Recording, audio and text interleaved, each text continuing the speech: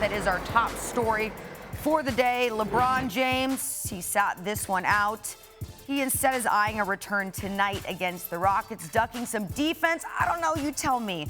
But look, the Knicks and Lakers, they went into overtime. Talon Horton-Tucker, he had the go-ahead three. The Knicks, however, failed to get a good shot off. And you know what? Failed to get a good shot doesn't even accurately describe that. RJ Barrett better be careful when he's walking down the streets in New York coming up. That's good defense, though. That's just dang good defense. It was also a terrible shot, but we have to throw in this fact. Lakers beat the Knicks in OT for the first time since 1964. Loser, not in front of Spike Lee, man. The Lakers hadn't won consecutive games since March. Y'all go out there, we ain't seen Spike in quite some time, right? He's trying to take in the game. He was loving it. Y'all took him on a roller coaster of all sorts. Then y'all let him down like that. Spike is the most loyal. Come on now. He don't deserve that. He deserves better. Be better.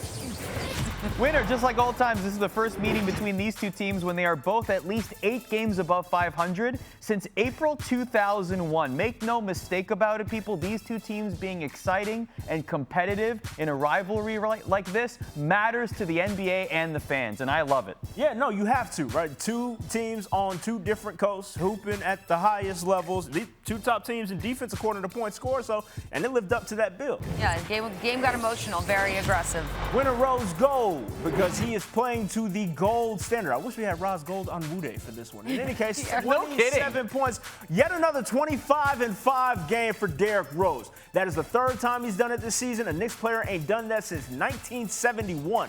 Yeah. Shouts to the homies at Elias for that stat. But shouts to D Rose just in general. You know what? In honor of Roz, I'm going to have some NFT news later. Okay, all right, we're here for it. Okay, here we go. For the second night in a row, the Warriors rallied to beat one of the best teams in the West. Steph Curry limited to just 21 points, but Golden State got a game-high 38 from Andrew Wiggins and a triple-double from Mr. Draymond Green. Fans calling this team, quote, "We believe 2.0," but Draymond completely disagreed. We believe days are over. I won 3 championships. I'm not part of no we believe team. And like I said, that's no disrespect to the OGs that came before me. I love those guys, and what they started here is incredible. Jay Rich, Saginaw's finest. No disrespect to them at all, because what they did was incredible. But no, we're not no we believe 2.0. Man always speaks his mind. Winner, Chef Delivery, Chef Curry coming in clutch when it counts. What else is new? Nobody gets buckets better than Steph in NBA history. He even finds new ways to get them, like this. What do you even look at this? Look at this. He even pivots midair. Are you kidding me? Come on. Unbelievable. I was trying to come up with like Steph acrobatics, like Steph acrobatics. Oh, absolutely. Right? Like, can we coin that term? Well, he'll be on Dancing with the Stars one day. Ooh, Mark like my that words. prediction. Hooping with the stars at least. I can't believe I'm finna say this. Winner getting the WIGGY. What he does right now. I can't believe I got convinced to say that. Regardless, shouts to Anthony Wiggins. 38 points, tied a career high and made field goals with 17 of them. Had 13 points in the fourth quarter. On an off night for Steph Curry, him coming through as a closer, dare I say. I'm not mad at it, young Wiggins. They need some offense from somewhere. I'm not mad at you pumping up Canadians, so thank you very much for that. Winner, remember us, the Warriors just beat number 1 and 2 in the West on back-to-back nights. No egregious amounts of healthy scratches or injury on either opponents in those games. We believe, that's a statement. That was good. That was good. Look at this. It's Steph Curry, he's magical. They're on a roll, bro. They really are. Loser, hamstrung. Now, took a little dig at Steph earlier, saying that he had an off night, but relatively speaking, it absolutely was for Steph. After Kent Bazemore went out there and gassed him up the way he did, 21 points for Steph brings him now down to just 0.35 points in the scoring title race over Bradley Beal. So you can't talk all that stuff like that, Bradley. That's how you get your mans jammed up.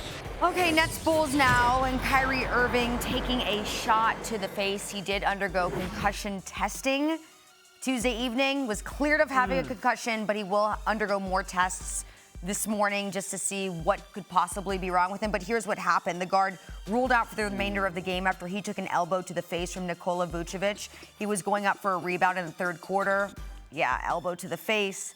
So the Nets, they did fortunately go on to win at 115-107, but we'll have to see what is up with Kyrie. However, there could be some possible good news with one of his teammates because after missing 5 weeks with a hamstring injury, James Harden, he could be returning to play against San Antonio. This will be a game-time decision, sources telling our Adrian Wojnarowski and Malika Andrews. Harden is expected to gauge his readiness along with team officials ahead of the home game. That also according to sources. Legit. Let's go around the association, shall we? Let's do it. All right, let's Let's do spin it. it up. I'm starting here. Pacers, 76ers. My word, locked in. Caris LaVert hitting a step-back three in the final minute, helping to lift the Pacers over the mighty Sixers and seal that win. The Pacers are now locked into the play-in tourney, currently sitting in the 9th spot with a 33-36 record, tied with the 8th-placed Hornets. Hey, Caris. Go Pacers! So glad to see him thrive. My word for Celtics Heat is heroics. The Heat clinched a playoff spot after beating Boston for the second time in 3 days. Tyler Herro led the Heat with 24 points. 11 boards, became the first Heat player to get at least 20 and 10 in those categories since Hassan Whiteside in 2016. Oh my God, Hassan Whiteside. What a mistake that was for the franchise. But I digress. Good for Tyler Herro making a comeback after the bubble streak that he went on. So we'll go Nuggets, Hornets, and a personal bubble was violated in this one, and by none other than LaMelo Ball. You see the blocking call foul, then the ref wraps him up and he throws the hand off the ref. Yeah, you're going to get teed up for that, young fella. You can't violate the personal bubble of the official. Charge that to the game. You probably learned something from that. Why is he confused about it? All right, well, look, a lot happened. So there's a pretty big shakeup in the Eastern Conference in the 4-6 range. The Knicks entered the day as the 4 seed in line to host the Hawks in the first round, but following Tuesday's results, the Knicks dropping to the 6th seed and currently face a first-round matchup against the Bucks. Okay, so the NBA's Western Conference is a mess at large, but the East, the mess is focused a little more at the top. But we're going to give y'all some X factors to help some of these Eastern Conference teams separate themselves and make that Larry O'Brien run. We'll start with the Philadelphia 76ers. My X factor, Joel Embiid. And he needs to play at an MVP caliber level. So MV Embiid, if you will. This brother has been able to put things together both offensively and defensively for Philly and has made that system go. When he's off the court, they are a lot worse off on both ends of the floor. So availability is going to be a question, but just, again, you need the best of him in every single matchup that they play. So you're talking about one MVP caliber player and in the contention for this season's MVP. Look at the team to their right, the Brooklyn Nets. 3 MVP caliber players across their career, in my opinion, need to be on the court for those championship aspirations for the Brooklyn Nets to go sky high. We still don't know the status of Kyrie Irving and James Harden based on what has happened to them. James Harden is still a game time decision for Wednesday night's game. Kyrie Irving got injured on Tuesday. There are still question marks for these top 3 players, and they've only played a very small handful of games together for the Brooklyn Nets this season, and they need to be on the court if the Brooklyn Nets are going to have a very, very long run in the playoffs, get out of the East. I feel like James Harden is the biggest piece out of all that, makes the system go. Let's move one space to the right. Milwaukee Bucks. There's just a narrative following them, right? Everybody says that Mike Budenholzer and Giannis Antetokounmpo can't get up out of the paint out of the second round of the playoffs. So they're going to have some short-term memory to forget that narrative. Just go out there and hoop, right? Like you have the reigning defensive player of the year. Let him do his thing on the defensive end. You know that he has a bit more of a jump shot, has more confidence in it. So just run through Giannis Antetokounmpo. Let him spin, and hopefully you get a little something from Drew Holiday on the back end as well.